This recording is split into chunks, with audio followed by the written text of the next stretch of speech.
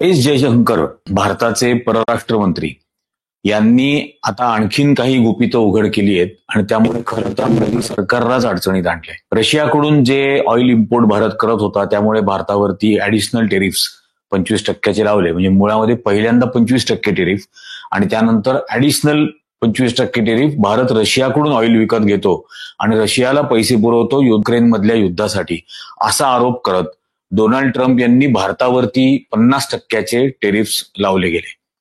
त्यानंतर आतापर्यंत काही त्याच्यावरती फारशी प्रतिक्रिया येत नव्हती.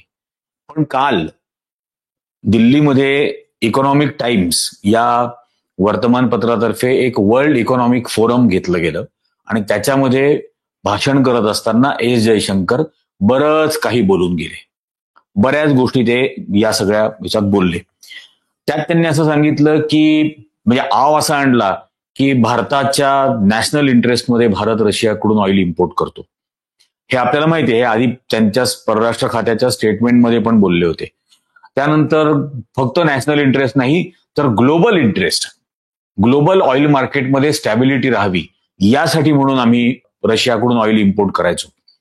त्यानंतर त्यांनी असं सांगितलं की अमेरिकेतल्या जुन्या ऍडमिनिस्ट्रेशनची याला संमती होती आणि त्या अमेरिकेतल्या प्रिव्हियस ऍडमिनिस्ट्रेशन बरोबर 6 ते 7 वेळेला प्रायव्हेट कॉन्व्हर्सेशन मध्ये हे ठरलं की भारताने रशियाकडून ऑइल इम्पोर्ट करायचं, कारण ऑइलचे प्राइसेस वाढायला लागले युक्रेनच्या वॉरमुळे आणि युरोप हे खूप प्रचंड मोठ्या प्रमाणात रशियाकडून ऑइल घेत होतं, नॅचरल एनर्जी हे विकत घेत होतं. त्यामुळे ते भारताच्या मार्फत आता जगामध्ये विकलं जावं अशी त्यांची अमेरिकेतल्या ऍडमिनिस्ट्रेशनची गेल्या पूर्वीच्या ऍडमिनिस्ट्रेशनची सूचना होती आमच्या त्या संभाषणामध्ये. आणि म्हणून भारताने रशियाकडून ऑइल इम्पोर्ट करायला सुरुवात केली, कारण रशियाकडून 50% डिस्काउंटवरती ऑइल मिळत होतं. म्हणजे रशियाकडून त्यावेळेला भारताला साधारण $35-40 आसपास एक बॅरल, 159 लिटरचा एक बॅरल क्रूड ऑइल हे $35-40 मिळत होतं. आणि मग ते आणि भारताला मिळत होतं म्हणजे कोणाला मिळत होतं, ते रिलायन्सला मिळत होतं, मुकेश अंबानीच्या. आणि रिलायन्स रशियाकडून हे इम्पोर्ट करत होतं, ते रिफाईन करत होतं आणि रिफाईन केल्यानंतर जयशंकर यांचं असं म्हणणं की फक्त युरोप नाही, अमेरिकेने सुद्धा रशियाचं ऑइल भारताने रिफाईन केलेलं भारताकडून विकत घेतलं, हे ते बोलले. आता याची क्वांटिटी किती सांगितली आहे की अमेरिकेने भारताकडून 31 मिलियन बॅरल इतकं क्रूड ऑइल रिफाईन केलेलं हे अमेरिकेने अंबानींकडून विकत घेतलं. 31 मिलियन बॅरल म्हणजे 3,10,00,000 बॅरल.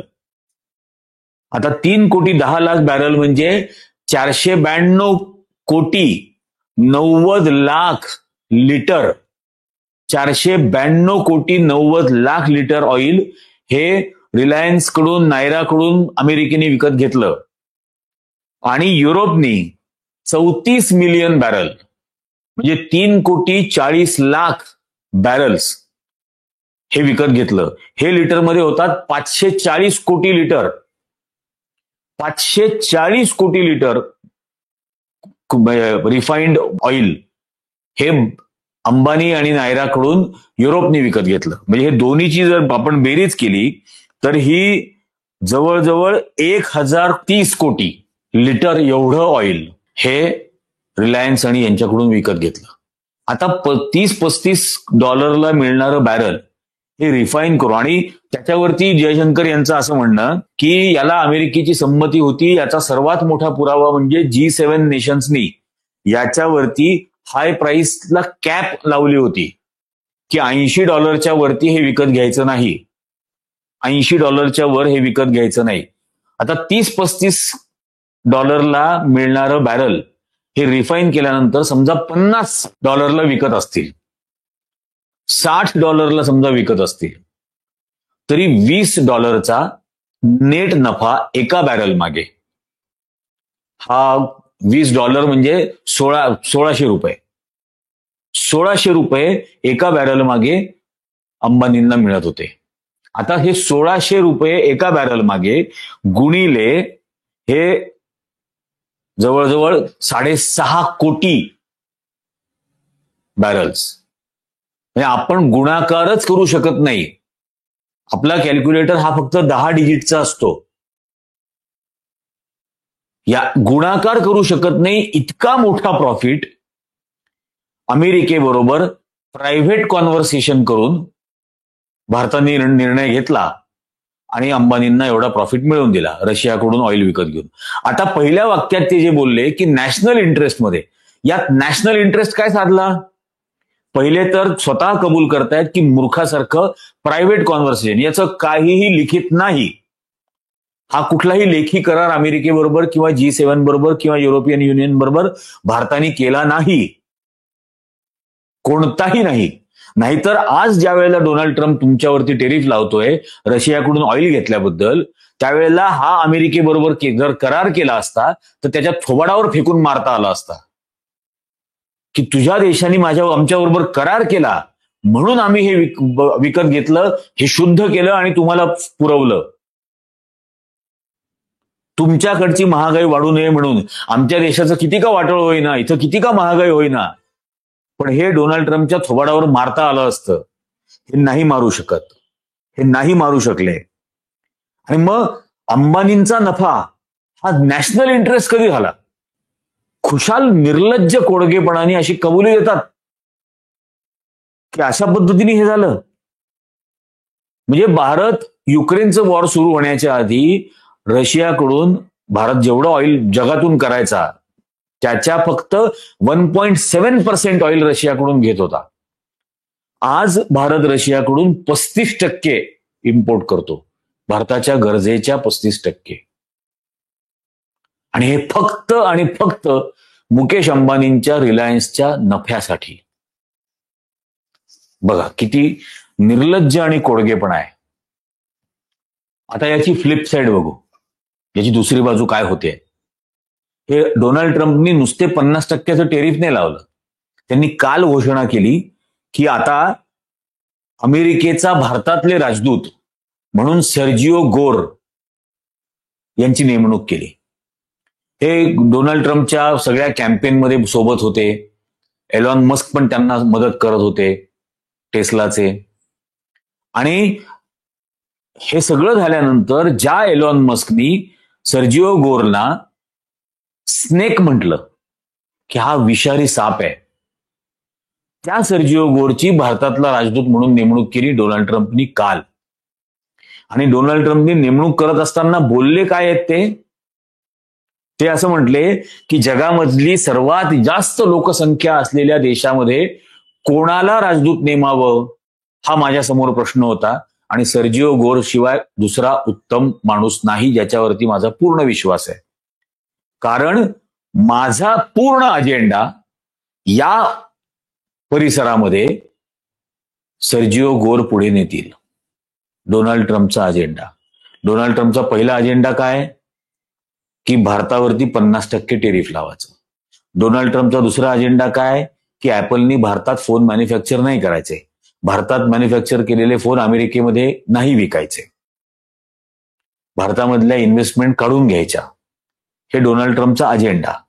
दुसरा अजेंडा काय, ऑपरेशन सिंदूर चालू असताना क्रिप्टो करन्सीमध्ये डोनाल्ड ट्रम्पच्या कुटुंबानी, त्यांच्या मुलांनी, शहबाज शरीफ आणि नवाज शरीफ यांच्या मुलाबरोबर लाहोरमध्ये 34,000 कोटी रुपयाची इन्व्हेस्टमेंट केली क्रिप्टो करन्सीत. 34,000 कोटी. आणि आत्ता काल परवा त्यांनी आपला जावई, म्हणजे डोनाल्ड ट्रम्पचा जावई जेरेड कुशनर याची कंपनी लाहोरमध्ये स्थापन केली. आणि पाकिस्तानमधल्या ज्या 3 ऑइल कंपनीज आहेत, सरकारी ऑइल कंपन्या, ज्या पाकिस्तान लष्कराच्या मालकीच्या आहेत, तर त्यांच्याबरोबर करार करून पाकिस्तानमध्ये, सिंधमध्ये आणि बलोचिस्तानमध्ये मिनरल्स आणि क्रूड ऑइल हे एक्सप्लोरेशन केलं जाईल. आणि डोनाल्ड ट्रम्प यांचं म्हणणं 42 लाख कोटी डॉलरचा व्यवसाय हा तिथं करता येऊ शकेल. आणि पाकिस्तान लष्कराला या करारापोटी 3 लाख कोटी रुपये मिळतील. 3 लाख कोटी हे पाकिस्तानी करन्सीमध्ये 10 लाख कोटी रुपये होतात. इंडियन करन्सी मधले 3 लाख कोटी रुपये पाकिस्तानला मिळतील, जे पाकिस्तान करन्सीमध्ये तिप्पट होतात, 3.5 पट. एवढे पैसे पाकिस्तान लष्कराला मिळतील असा आसिफ मुनीवर बरोबर करार केला डोनाल्ड ट्रम्पने.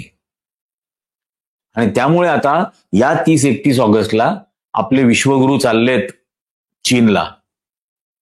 जाना था यूएस पहुंच गए चीन समझ गए ना. आणि आता चीन यांना हिंग लावणार आहे असे यांची अपेक्षा आहे. आता चीनचे परराष्ट्र मंत्री पहिल्यांदा भारतामध्ये येऊन गेले. आल्यानंतर जयशंकर बरोबर त्यांच्या चर्चा झाल्या. भारताने चीनच्या सर्व अटी मान्य केल्या. आता भारत चीनमधून खतं आयात करणार, नंतर ती मिनरल्स आयात करणार आणि आणखीन चीनमधल्या वस्तू आयात करायला परवानगी देणार. व्हिसा आता चीनला जाण्यासाठीचा आणि येण्यासाठीचा ओपन केला जाणार. डायरेक्ट सर्व्हिस एअरलाईनची चीन बरोबर आता ताबडतोब सुरू करणार. आणि देशातल्या लोकांना काय सांगणार? चीनचा आकाशकंदील विकत नाही घ्यायचा, चीनची मेणबत्ती विकत नाही घ्यायची. हे इतके लाचार झालेले आहेत. आणि आता लक्षात घ्या, या सगळ्यात चीन आता पाकिस्तानला एक पाणबुडी गिफ्ट देतोय, न्यूक्लिअर सबमेरीन गिफ्ट देतोय. म्हणजे अमेरिकेचा इंटरेस्ट पाकिस्तान मधला वाढला, आर्थिक गुंतवणूक वाढली. आधी 34,000 कोटीची होती, ती आता काही लाख कोटी रुपयाची इन्व्हेस्टमेंट डोनाल्ड ट्रम्प प्रत्यक्ष स्वतःच्या जावयाच्या मार्फत आणि मुलांच्या मार्फत पाकिस्तानमध्ये करतोय. चीनचं ऑलरेडी पाकिस्तान बरोबर सहकार्य आहे. आणि भारतातल्या लोकांना काय सांगितलं जातं? 5 किलो मोफत तुम्हाला मिळणारं धान्य खा आणि गप्प बसा. आणि हे सगळं आता चीनकडून आयात करायला आपण भारताने ज्यांना मान्यता दिली. जो आसिफ मुनीर मेला, पळून गेला, अटक झाली, अशा बातम्या हे नालायक टीव्हीवाले देत होते ना सिंदूरच्या वेळेला, त्या आसिफ मुनीरच्या आर्मीला आता अमेरिका 3 लाख कोटी रुपये द्यायला तयार झालेली आहे भारतीय करन्सीत. म्हणजे खरं ते 10 लाख कोटीच बोलले पाहिजेत परत परत. ही अवस्था झालेली आहे. पहिल्यांदा ते 370 कलम हटवून टाकलं आणि नरेंद्र मोदींनी किंवा या अमित शहानी पाकिस्तान आणि चीन यांचा जो शेक हँड होता त्याला मिठीमध्ये रूपांतरित केलं. आणि आता तिसरा अमेरिका त्यांच्यासोबत आणून ठेवली. आणि हा त्यांचा अजेंडा, अमेरिकेचा अजेंडा या परिसरामधला पुढे नेण्यासाठी, ज्याला एलॉन मस्क स्नेक म्हणतो, विषारी साप ज्याला म्हणतो, त्याला भारतामधला राजदूत म्हणून नेमलाय. आता हे झालं ते 31 तारखेचं चीनचा दौरा झाला विश्वगुरूंचा. इंग्लिश येत नाही, काहीच खरं बोलता येत नाही या माणसाला. टेलिप्रॉम्प्टर शिवाय हा नॉन बायोलॉजिकल प्राणी हिंदी पण बोलू शकत नाही. याचे 100 व्हिडिओ आहेत आपल्याकडे. तो आता चीनमध्ये जाऊन काय चर्चा करणार देव जाणे. पण परत आल्यानंतर पुन्हा अमेरिकेसमोर लोटांगण घालेल, अमेरिकेच्या वाटेल त्या अटी आणि शर्ती मान्य करेल, याच्यामध्ये दुसरी शंका वाटत नाही. आणि हा असा गुडघ्यावर टेकलेला, कपाळ जमिनीवरती टेकवलेला, लाचार झालेला भारत या नॉन बायोलॉजिकल प्राणींनी या अवस्थेला आणलेला आहे. तुम्हाला काय वाटतं याबद्दल? एकीकडे व्होट चोरी सारखी प्रकरणं बाहेर येत आहेत. उघड उघड तुमची आणि माझी लोकशाही चोरली गेलेली आहे. तुमचा आणि माझा मतांचा अधिकार आणि हक्क चोरला गेलाय. आपल्या मताची किंमत 1, एका माणसाच्या मताची किंमत 1 हे संविधानाने सांगितलं. त्याच्यावरती जेव्हा दुसरा कुठला तरी त्याच नावावरती डुप्लिकेट माणूस मतदान करतो तेव्हा त्या मताची किंमत होते 0. 2 नाही होत, 0 होते. माझ्या मताची किंमत 0 होते. आणि म्हणून याचा आपण या देशाचे नागरिक म्हणून विचार करणं गरजेचं आहे. या व्होट चोरीच्या विरोधामध्ये देशभर वातावरण उभं करणं अत्यंत गरजेचं आहे. हे डायव्हर्ट करण्यासाठी 100 गोष्टी समोर आणतील, लोकांचं लक्ष दुसरीकडे वेधण्यासाठी. पण आपण आढळ राहणं जरुरी आहे. हे व्होट चोर गादीवरून उतरवलेच पाहिजेत. दुसरा याला पर्याय नाहीये. तुम्हाला काय वाटतं हे खाली कॉमेंट करून नक्की सांगा. तुमचा पाठिंबा आहे. तुम्ही जास्तीत जास्त लोकांना हा व्हिडिओ शेअर करा. जास्तीत जास्त जणांनी हा व्हिडिओ लाईक करा आणि जास्तीत जास्त जणांना हे चॅनल सबस्क्राईब करण्याचा आग्रह करा. तुमचा पाठिंबा आहेच, तो आणखीन मोठ्या प्रमाणावरती द्या. आजच्या भागात इतकंच. धन्यवाद.